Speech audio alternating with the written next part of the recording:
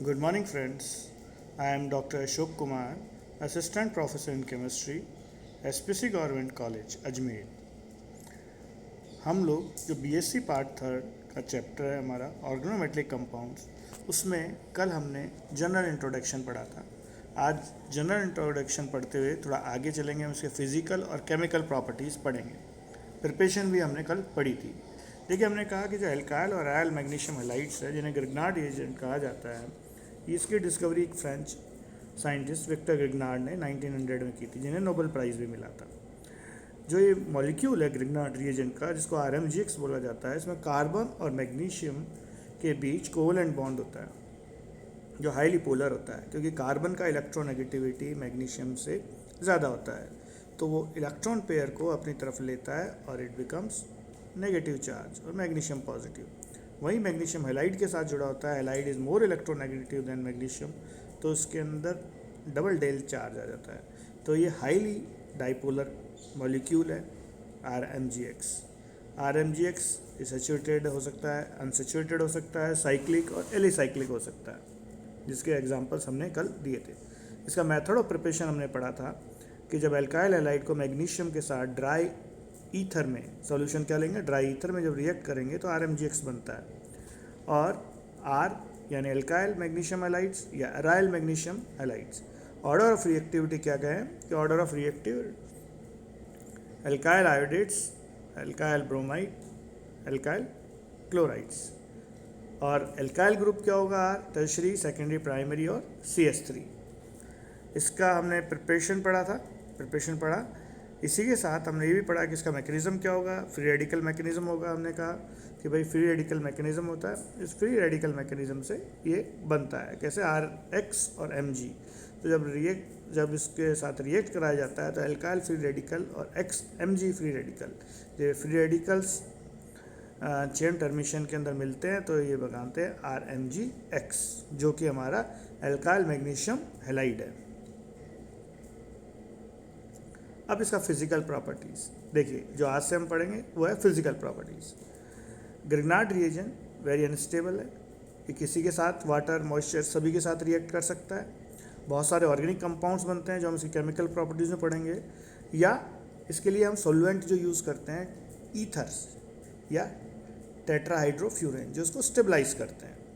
अब चूँकि मैग्नीशियम एक इलेक्ट्रोपॉजिटिव एलिमेंट है, जो कार्बन मैग्नीशियम बॉन्ड है वो हाईली पोलर है और एक डाइपोलर रेजोनेटिंग स्ट्रक्चर के रूप में ये रहेगा, जिसका स्ट्रक्चर ये है डाइपोलर। अब देखते हैं इसका डाइल्यूट सॉल्यूशन में ईथर के और एक कंसंट्रेट सॉल्यूशन में। तो देखिए, डाइल्यूट सॉल्यूशंस के अंदर जो दो ईथर के मॉलिक्यूल ऑक्सीजन की तरफ से इसे कोऑर्डिनेट करेंगे मैग्नीशियम को, और इसको स्टेबिलिटी प्रोड्यूस करेंगे, इसका कोऑर्डिनेशन नंबर ऑक्टेट कंप्लीट करेंगे। तो ग्रिग्नार्ड रीजन में मोनोमर बनाएगा और जो कि कोऑर्डिनेट करेगा टू सॉल्वेंट मॉलिक्यूल से, जो कि ईथर है, डाइथाइल ईथर। अब कंसंट्रेट सॉल्यूशन लिया तो इस कंसंट्रेट सॉल्यूशन ये डाइमर के रूप में होगा, जिसमें दो magnesium atoms are bridge by two bromine atoms. ये दोनों ब्रोमीन एटम्स हैं, दो RMGX है और इसके अंदर डाइथाइल ईथर के दो मॉलिक्यूल्स हैं। तो इसके अंदर ये मैग्नीशियम है अपना, एक मिनट स्ट्रक्चर आपको दिखाते हैं नीचे।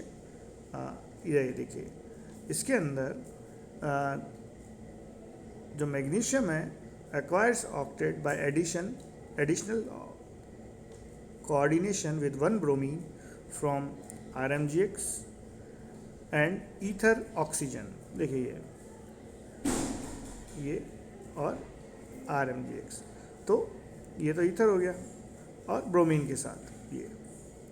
अब दूसरे मॉलिक्यूल का ये ईथर और RMGX, तो इस तरह से कोऑर्डिनेट करेंगे और एक डाइमर बनाएगा। ये डाइमर जैसे बोरोन का डाइबोरेन का अपने डाइमर पढ़ा है। अब इसमें जो ब्रिज होगा, इस ब्रिज के अंदर दो सेंटर्ड दो इलेक्ट्रॉन बॉन्ड होंगे, क्योंकि ब्रोमीन के पास unshared pair of electrons present होते हैं, इसलिए two centre two electron bond form करेगा। अब केमिकल रिएक्शंस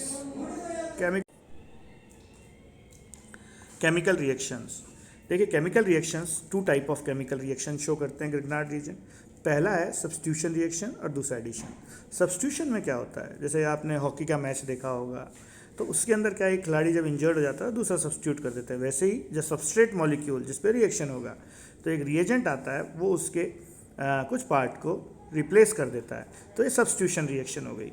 देखिए इसमें दिखाया गया है सब्स्टिट्यूशन, जैसे RMGX है हमारा रिएजेंट, RMGX पे एक रिएजेंट YZ डाला जिसके अंदर एक्टिव हाइड्रोजन हो या हेलोजन हो, दो चीज़ इसके इंपॉर्टेंट है, या तो एक्टिव हाइड्रोजन होगा या हेलोजन, तो ये रिप्लेस कर देगा और ये Z ग्रुप इसके साथ अटैच हो गया।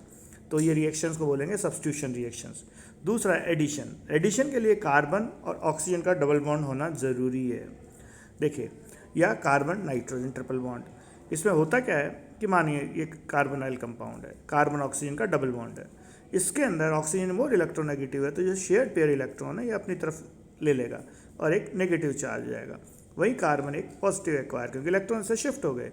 अब चूंकि RMGX डाइपोलर है, R नेगेटिव है, तो ये आसानी से इस पर अटैच हो जाएगा। देखिए R सीधा कहाँ आ रहा है, इस पर, और MGX यहाँ पे अटैच हो जाएगा O पे, तो ये बन गया R। और जब इसको हाइड्रोलिसिस करेंगे एडक्ट को, अडक्ट बोलेंगे इसको, ADDUCT, जब इसको हाइड्रोलिसिस करेंगे अडक्ट को, तो हाइड्रोलिसिस करने में देखिए, हाइड्रोलिसिस करने में यहाँ HOH, तो इट विल बिकम्स अल्कोहल, तो ये रिएक्शन होगा हमारी एडिशन रिएक्शन। तो हमने कहा दो रिएक्शन देगा ये, सब्स्टिट्यूशन रिएक्शन और एडिशन रिएक्शन।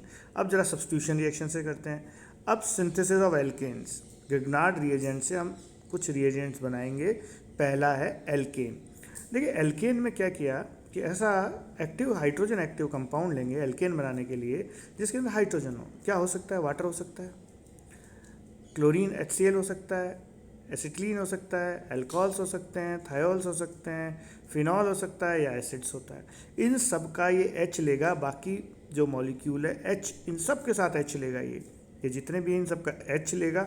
RMGX RH बनेगा, RH, ये इसके साथ R के साथ, बाकी क्या बन गया MgX और ये Y यानी रेस्ट ऑफ द कंपाउंड। जो भी कंपाउंड बचा वो रेस्ट ऑफ द कंपाउंड। तो ये कंपाउंड जो हमारा बचा ये इसके साथ हो गया। तो इस तरह से ये रिएक्शन होगी। अब देखिए ये रिएक्शन कैसे, इसके एक रिएक्शन भी हम इसमें यहीं करके देख लेते हैं। देखिए RMGX HOH, ये वाटर मॉलिक्यूल क्या होगा, इसके अंदर हम ये कह सकते हैं ये मॉलिक्यूल बचा क्या, RH, और RH MgXOH, राइट। तो इस तरह से हो गया। अब दोबारा देखते हैं, ये RMGX और वाटर के साथ मॉलिक्यूल हो गई।